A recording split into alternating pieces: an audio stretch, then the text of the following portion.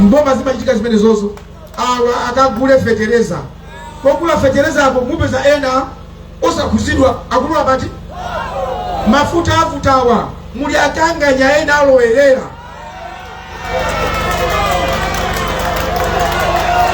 muli akanganya ena alowerera njene ndikamakamba kuti mboma muli anthu akuba abale sindikudana ndi munthu ndikudana ndi mchitidwe ngati mboma mulibe anthu akuba chikuvuta ndi chani chikuvuta ndi chani ngati mboma mulibe anthu akuba chikuvuta ndi chani mitengo ya zinthu ikokwera ngati yasuta chamba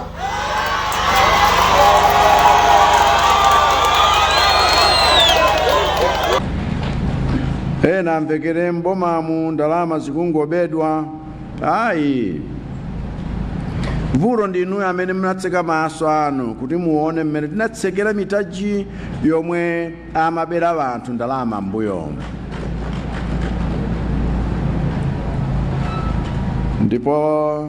zikanakhala zoona kuti ndalama zikungobedwa mukanamatchula dzina amene mwamuona akubayo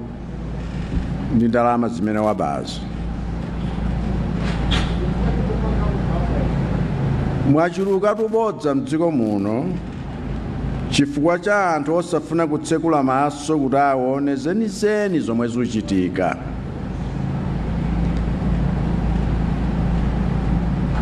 nthawi zina zimamvetsa chisoni kuti nato nkhani omwe akumapezeka wena osafuna kutsekula maso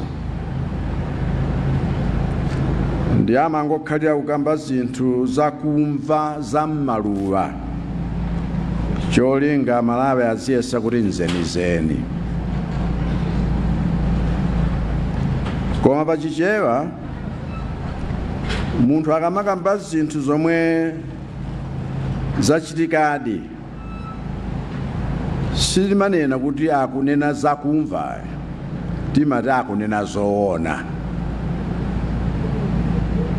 ndiye kaya muli kumwera kaya muli kumporo kuno kaya muli chigawo cha pakati musataye nthawi ni zinthu zakumva zambiri nzabodza ndipo anthu bodza zamanalo mdziko muno anthu alibe manyazi ni bodza